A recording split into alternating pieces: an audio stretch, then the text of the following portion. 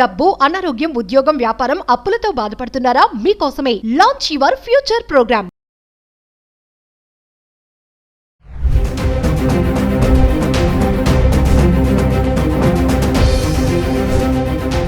నమస్కారం, నేను మీ అడ్వకేట్ సంగీత. ఈ రోజుల్లో కామన్ థింగ్ ఏంటంటే భార్యలు భర్తల్ని చంపేయడం.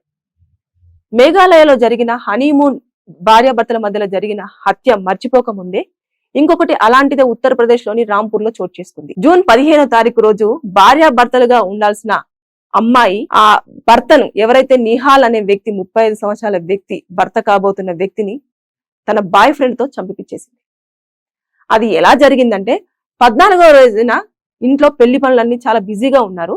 ఒక ఇద్దరు అబ్బాయిలు మేము అమ్మాయి తరపున బంధువులం అంటూ ఇంటికి రావడం జరిగింది. వచ్చిన తర్వాత ఇతను రిసీవ్ చేసుకున్నాడు. ఏంటి అని అంటే మనం బయటికి వెళ్ళాలి అని చెప్పేసి అతన్ని బండి మీద తీసుకొని బయటికి వెళ్ళాలని పోయారు. బయటకు తీసుకెళ్లిపోయిన తర్వాత ఇమీడియట్ గా వీళ్ళు సరే వెంటనే ఇంకా పెళ్లి పనులు, రేపు మార్నింగ్ పెళ్లి, ఇంత హడావుడి ఉంటుంది కదా. ఉన్న నేపథ్యంలో ఆ అబ్బాయికి, నిహాల్కి వెంటనే ఇమీడియట్ గా వీళ్ళ ఇంట్లో వాళ్ళందరూ కాల్ చేస్తా ఉన్నారు. అరే వెళ్ళి చాలా సేపు అయింది, ఇంకా ఇంటికి రాలేదు ఏంటి అని చెప్పేసి. వెళ్ళిన 2 hours లోనే ఫోన్ స్విచ్ ఆఫ్. అదేంటి ఫోన్ స్విచ్ ఆఫ్ అయిపోయిందని చెప్పి సాయంకాలం వరకు చూశారు. సర్లే బంధువులే కదా తీసుకెళ్లారు, మరి ఏమన్నా పార్టీ చేసుకుంటున్నారో ఏంటో అని చెప్పేసి వాళ్ళు కూడా చాలా లైట్ క్యాజువల్ గా తీసుకున్నారు. వెయిట్ చేశారు. ఇంకా ఎంతసేపటికి కూడా అతని ఆచూకీ తెలియకపోవడంతో ఇమీడియట్ గా మరి రేపు మార్నింగే పెళ్లి, ఇంకా అబ్బాయి రాలేదు ఇంటికి అని చెప్పేసి కంగారు పడి వాళ్ళ ఫ్యామిలీ మెంబర్స్ అందరూ వెళ్ళి దగ్గరలోని పోలీస్ స్టేషన్ లో కంప్లైంట్ చేశారు. ఇట్లా మా నిహాల్ అనే వ్యక్తి మిస్ అయ్యాడు, అసలు మేము చూసాము, కనిపించట్లేదు, ఆ అబ్బాయి మధ్యాహ్నం నుంచి మిస్ అయ్యాడు, ఇట్లా అమ్మాయి తరపు నుంచి ఒక 2 అబ్బాయిలు వచ్చి తీసుకెళ్లడం జరిగింది అని చెప్పేసి వాళ్ళ బ్రదర్ చెప్పాడు.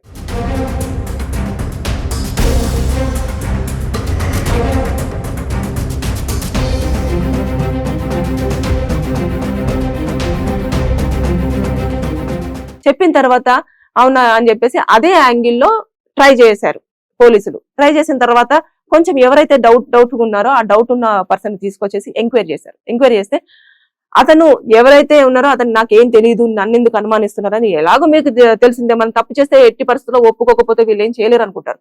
కానీ వాళ్ళ స్టైల్లో పరీక్షించగానే ఎవరైతే నిహాల్ ని చేసుకోబోయే అమ్మాయి గుల్ఫషా ఉందో, గుల్ఫషా వాళ్ళ బాయ్ ఫ్రెండ్ సద్దాం మాకి సుపారీ ఇచ్చాడు, ఆ అబ్బాయిని చంపేయమని చెప్పేసి అన్నాడు. సో అమ్మాయి ప్రేరణతోటే మేము ఆ అబ్బాయిని చంపేయడం అనేది జరిగింది. అంటే ఎక్కడ చంపేశారు అంటే చంపేసిన ప్లేస్ కి తీసుకెళ్లారు. దగ్గరలోనే ఒక అటవీ ప్రాంతం ఉంది, మొత్తం ఫారెస్ట్ ఏరియా. ఆ ఫారెస్ట్ ఏరియాలో గొంతు కోసి ఇమీడియట్ గా అక్కడ చంపేసి ఆడ పడేసి వచ్చారు. పూడ్చడం కూడా కాదు, అలా వదిలేసి వచ్చారు బాడీని. అంటే వాళ్ళు తప్పు చేసి దొరకము అని చెప్పేసి అనుకున్నారే, అదొక పెద్ద బ్లండర్ మిస్టేక్. కానీ ఇక్కడ ఎలాంటి సెక్షన్స్ అట్రాక్టివ్ అయితే అంటే వాళ్ళు కొన్ని సార్లు, ఇప్పుడు ఇందులో ఒకరు కాదు, ఆ అమ్మాయి గుల్ఫషా, తర్వాత బాయ్ ఫ్రెండ్ సద్దాం, అలాగే ఎవరైతే తీసుకెళ్లారో ఆ 2 అబ్బాయిలు, మొత్తం 4 కలిసి ఆ అబ్బాయిని చంపారు. కాబట్టి ఇది ఒక గ్రూప్ మర్డర్ కింద కూడా కన్సిడర్ చేస్తారు. సో ఇందులో కూడా చాలా సెక్షన్స్ అట్రాక్టివ్ అవుతాయి.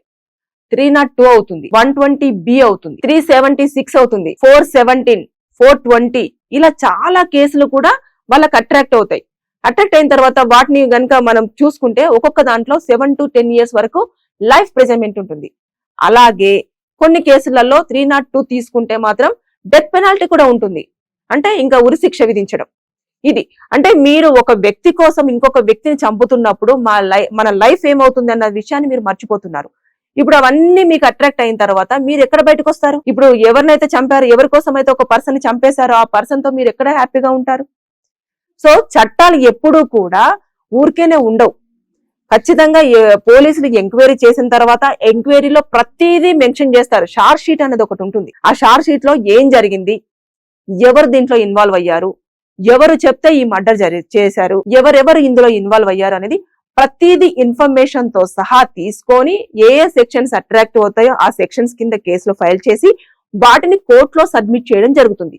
ఆ చార్జ్ షీట్ లో ఏదైతే ఉంటుందో దాన్ని మనం డిఫెన్స్ చేయడానికి అని చెప్పేసి మన తరపు నుంచి అడ్వకేట్ కూడా ఫైట్ చేస్తూ ఉంటాడు. ఆర్గ్యుమెంట్స్ అనేవి రన్ అవుతూ ఉంటాయి. 7 సంవత్సరాలు అయింది కదా, ఏముంది, మా అడ్వకేట్ మా బెయిల్ తీసుకొస్తాడు, మేము బయట తిరుగుతాము, మేము బయట ఉంటాము అని చెప్పేసి అంటే కొన్ని ఇట్లలో నాన్ బెయిలబుల్ కూడా ఇస్తారు వాళ్ళు, ఎందుకంటే దాని శిక్ష గట్టిగా ఉంటుంది.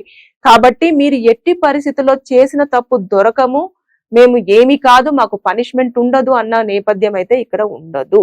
ఖచ్చితంగా కోర్టులో ప్రతి ఎవిడెన్స్ తో సహా దొరికితే మాత్రం మీరు 7 నుంచి 10 సంవత్సరాలు జైలు శిక్ష అనుభవించాల్సి ఉంటుంది.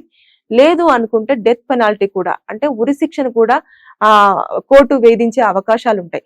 సో మీరు ఏదైనా పని చేసేటప్పుడు నచ్చలేదని చెప్పండి ఇంట్లో, నాకు ఈ అబ్బాయి నచ్చలేదు, లేదంటే ఆ అబ్బాయికి చెప్పండి, ఎవరైతే మీరు చేసుకోవాలనుకుంటున్నారో ఆ అబ్బాయికి మా ఇంటికి వచ్చి మాట్లాడండి, మనం ఎలాగైనా ఒప్పించేసి పెళ్లి చేసుకుందాం, కొన్ని రోజులు వెయిట్ చేద్దాం, ఇలా చెప్పి చేయండి. మిమ్మల్ని నమ్మి వచ్చిన అబ్బాయిని, ఏం తెలియని అబ్బాయిని, ఏదో అతనితో డ్రీమ్స్ మీద వస్తూ ఉంటాడు, వాళ్ళ కుటుంబ సభ్యులు అరే నా కొడుకు పెళ్లి అయిపోతుంది, మన ఇంటికి ఒక కూతురు లాంటి కోడలు రాబోతుంది అని చెప్పేసి అన్న ఆలోచనలో ఉన్నప్పుడు మీరు ఆ మనిషిని మొత్తానికి పూర్తిగా చంపేస్తే అతను మీకు ఒక శత్రువు కాదు, మిమ్మల్ని ఎలాంటి థ్రెటనింగ్ చేయలేదు, అతను మీకు అన్నోన్ పర్సన్, అంటే నచ్చాడు, ఓకే పెళ్లి చేసుకోవాలనుకున్నాను, ఇంత తప్పించి అతను వచ్చి మిమ్మల్ని అరెస్ట్ చేసింది లేదు, ఏమీ లేదు, అలా గబాలను చంపేస్తే, ఒక మనిషిని చంపేస్తున్నప్పుడు మేము శిక్ష అనుభవించలేము, మమ్మల్ని ఎవరు ఏం చేయలేరు అనుకొని మీరు చేసే తప్పు చాలా పెద్దది.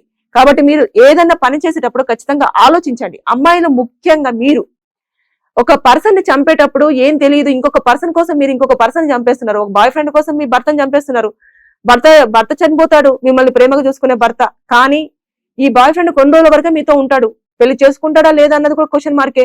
మీరు ఇద్దరు వాళ్ళు జైల్లో ఉంటారు, ఎప్పుడు బయటకు వస్తారో తెలియదు, ఒకవేళ బయటకు వచ్చినా సరే మళ్ళీ మీకు లైఫ్ ప్రిజన్మెంట్ పడింది అనుకోండి, మళ్ళీ మీరు ఉంటారు, లేదంటే డెత్ పెనాల్టీ పడింది అనుకోండి, మీరు ఉరిశిక్ష విధించాల్సి ఉంటుంది. అంతేగాని ఒక మనిషిని చంపేయడం చేసిన తర్వాత మాత్రం చట్టాలు అసలు చూస్తూ మాత్రం ఊరుకోవు. Thank you.